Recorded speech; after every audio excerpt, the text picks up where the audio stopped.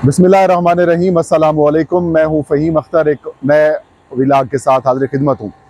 नाज़रीन, मैं इस वक्त वज़ीर आज़म हाउस के बिल्कुल बाहर मौजूद हूँ और वज़ीर आज़म हाउस तक पहुँचने के लिए जितना साबिक़ वज़ीर आज़म नवाज़ शरीफ साहब उतावले हुए पड़े हैं, इतना शायद कोई और उतावला हो। लेकिन इनकी पार्टी के अंदर से भी बहुत सारे डिफरेंसेस जो हैं वो सामने आ रहे हैं और ऐसे में नवाज़ शरीफ साहब काफ़ी ज़्यादा परेशान हैं। गुज़श्ता रोज़ साबिक़ वज़ीर आज़म नवाज़ शरीफ ने हाफ़िज़ाबाद के जलसे से खिताब किया और उनका खिताब लगभग 8 से 10 मिनट से ज़्यादा नहीं था और उसके अंदर भी मुस्तक़बिल के हवाले से कोई लाहे अमल उनकी तरफ से पेश नहीं किया गया और आज खानेवाल के जलसे से भी उन्होंने खिताब नहीं किया और लिया का जलसा भी उन्होंने मुलतवी कर दिया। अब नवाज़ शरीफ साहब को क्या परेशानी लाहक है, क्या नवाज़ शरीफ के साथ जो बातचीत की गई है वो ख़राब हो रही है, और दूसरा आज वज़ीर आज़म हाउस सारी सरगर्मियों का गढ़ रहा, उस हवाले से भी मैं आपको अपडेट फराहम करूँगा। आगाज़ में जो आज वज़ीर आज़म हाउस के अंदर नाज़रीन दो बड़े और अहम इजलास हुए, उसका अहवाल बताऊँगा। आज वज़ीर आज़म हाउस के अंदर कौमी सलामती कमेटी का इजलास हुआ, क्योंकि ईरान और पाकिस्तान के दरमियान जो हालिया तनाव की सूरत हाल थी उसे ख़त्म करने का फ़ैसला किया गया। इस तमाम तर सूरत हाल के ऊपर कौमी सलामती कमेटी का इजलास हुआ, जिसके अंदर army chief general Syed Asim Munir, chairman joint chief of staff committee, इसके अलावा एयर चीफ और नेवल चीफ जिन्हें भी शिरकत की, खुफिया इदारों के सरबराहान भी शरीक हुए, वफाकी निगरान वफाकी वज़रा, वज़ीर ख़ारजा, वज़ीर ख़जाना समेत वज़ीर इत्तलात और बाकी लोग जो उन्होंने शिरकत की और ओवरऑल जो मुल्क की अमन व अमान की सूरत हाल है उसके ऊपर खसूसी तौर के ऊपर ब्रीफिंग दी गई। और इस इजलास के अंदर जो वज़ीर ख़ारजा हैं, निगरान वज़ीर ख़ारजा जलील अब्बास जिलानी, उनकी जानिब से ये ब्रीफिंग दी गई कि ईरान ने पाकिस्तान की सरहदों की सरहदी हदूद की जो है वो खिलाफ वर्जी की और पाकिस्तान के इलाकों के अंदर जो है वो बमबारी की, जिसकी वजह से कुछ अमवात हुई, उसका भरपूर जवाब दिया गया। और जो दहशतगर्द ईरान के अंदर मौजूद हैं और जो पाकिस्तान के अंदर दरअंदाजी या फिर पाकिस्तान के अंदर दहशतगर्दी के वाक़यात के अंदर जो लोग मुलविस होते हैं, उनके ख़िलाफ़ जो इंटेलिजेंस बेस्ड ऑपरेशन है वो बड़ा कामयाबी से किया गया और वहाँ पर जो उनके ठिकाने थे उनको तबाह किया गया। इसके ऊपर कौमी सलामती कमेटी के शुरका ने इस अज़म का इजहार किया कि मुल्क की सलामती के ऊपर किसी किस्म का कोई समझौता नहीं किया जाएगा। और जो वज़ीर ख़ारजा है उन्होंने बताया कि अब जो ईरान है वो इस सारी सूरत हाल के ऊपर जो तनाव और कशीदगी है उसे ख़त्म करने के लिए ख्वाहिश का इजहार कर रहा है। तो पाकिस्तानी हुकाम ने कहा कि देखिए, हमने उनकी जारियत का मुँह तोड़ जवाब जो है वो दे दिया है और अब अगर वो कशीदगी ख़त्म करना चाहते हैं तो पाकिस्तान को भी कशीदगी जो है वो सूट नहीं करती। और ये फ़ैसला हुआ कि ईरान के साथ जो सफारती ताल्लुकात हैं उनकी बहाली की भी उन्होंने सिफारिश की और जो तनाव की सूरत हाल है उसे भी ख़त्म करने का अज़म का इजहार किया। इसके बाद निगरान वफाकी काबीना का इजलास हुआ। वज़ीर आज़म अनवार उल्लाह काकड़ ने इस इजलास की सदारत की और इस इजलास में जो कौमी सलामती कमेटी के इजलास के अंदर फ़ैसले हुए हैं उन्हें जो है वो उनकी तौसीक कर दी। और इसके अंदर भी इसी अज़म का इजहार किया गया कि अफ़वाज पाकिस्तान ने जिस तरीके से भरपूर जारियत का जवाब दिया है, मुँह तोड़ जवाब दिया है, इसके ऊपर वो खराज तहसीन की मुस्तहिक है और ईरान के साथ तनाव ख़त्म करने की भी काबीना ने मंजूरी दे दी। अब तो इस वक्त तो पाकिस्तान के जो निगरान वज़ीर आज़म हैं वो अनवार उल्लाह काकड़ हैं, लेकिन अब इलेक्शंस की भी बात हो रही है और ज़राए ये बताते हैं कि आज के इस इजलास के अंदर इलेक्शंस के हवाले से कैबिनेट की मीटिंग के अंदर कोई डिस्कशन ऐसा ख़ास नहीं हुई। लेकिन जो वज़ीर आज़म बनने के ख्वाहिशमंद हैं, जो बहुत ज़्यादा उतावले हुए पड़े हैं, नवाज़ शरीफ साहब मुस्लिम लीग नून के ताहियात सदर हैं, कायद हैं और 3 दफ़ा वज़ीर आज़म बन चुके हैं और इन तीनों अदवार के अंदर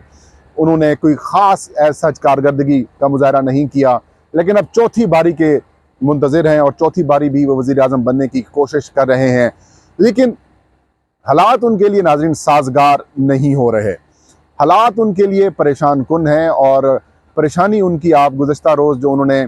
जलसा किया हाफ़िज़ाबाद के अंदर और उसके अंदर जो उनकी बॉडी लैंग्वेज थी वो बता रही थी कि उनके साथ कुछ ठीक नहीं हो रहा और उनका जो खिताब था वो भी 8 से 10 मिनट से ज़्यादा नहीं था और उसके अंदर भी मुस्तकबिल का लाहे अमल नहीं था। मोटरवेज़ का पूछते रहे, ये बताते रहे देखें हाफ़िज़ाबाद को मोटरवे के साथ लिंक कर दिया, अगर मोटरवे ना बनाते तो हाफ़िज़ाबाद की शहरी लाहौर किस तरीके से पहुँच सकते। मतलब कुल मिलाकर इनके पास कारकर्दगी क्या है बताने के लिए मोटरवेज हैं। अब मोटरवेज की बुनियाद के ऊपर, सड़कें बनाने की बुनियाद के ऊपर किसी को वज़ीर आज़म बनाना है तो मेरे ख्याल में सबसे ज़्यादा सड़कें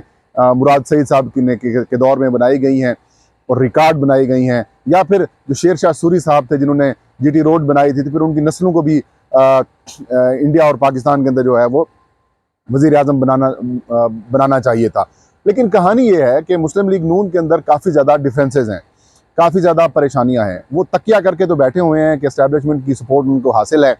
और इस बात का इजहार वो बरमला कई दफ़ा कर भी चुके हैं और ये कहते भी पाए हैं कि देखें जी साड़ी गल हो गई है, मतलब हमारी बात हो गई है, हमारी बात हो गई है से लेकर जलसे की मनसूखी तक बात आई हुई है। हाफिजाबाद के जलसे में थोड़ी देर के लिए खिताब किया,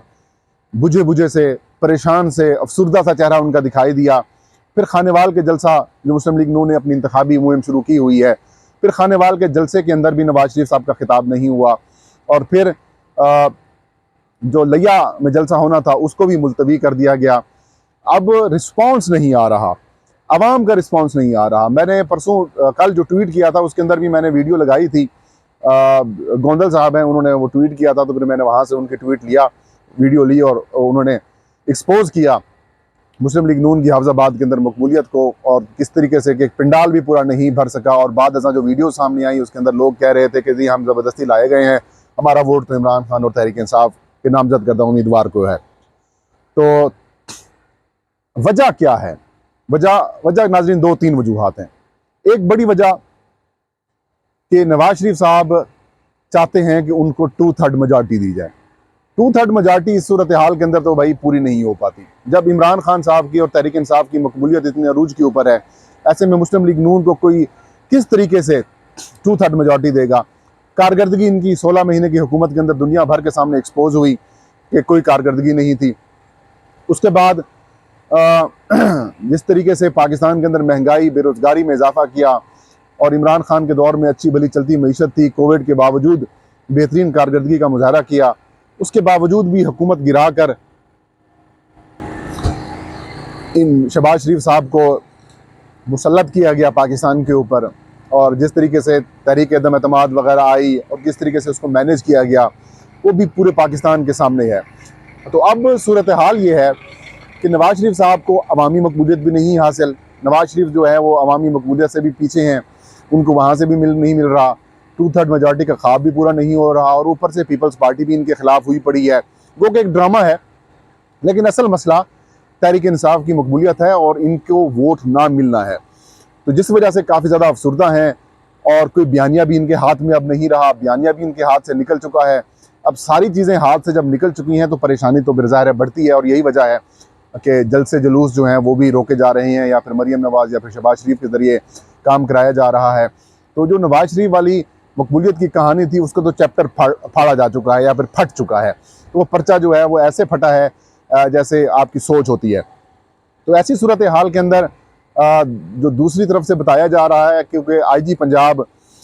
उस्मान अनवर साहब हैं, उन्होंने चंद रोज़ पहले इलेक्शन कमीशन ऑफ पाकिस्तान को ब्रीफिंग दी थी और ये कहा था कि 18 से 19 ऐसे सियासतदान हैं पंजाब के जिनको थ्रेट्स हैं, और ये बताया जा रहा है कि नवाज शरीफ साहब को ज़्यादा थ्रेट्स हैं,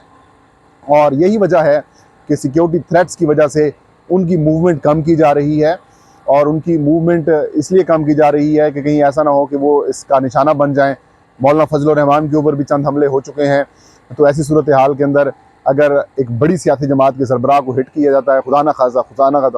सुमा खुदा न खास्ता, चाहे जितना भी आपका मुखालिफ क्यों ना हो नज़रियाती तौर पर, उनके लिए भी खैर की दुआ करनी चाहिए। तो ऐसी सूरत हाल के अंदर हालात मुल्क के ख़राब हो सकते हैं। तो यही वजह है कि नवाज शरीफ साहब को कहा गया है कि आप मोहतात रहें, और इसी मोहतातपन की वजह से नवाज शरीफ खुलकर अपनी कंपेन भी नहीं कर पा रहे। लेकिन ये भी एक वजह हो सकती है, लेकिन जो सबसे बड़ी वजह है वो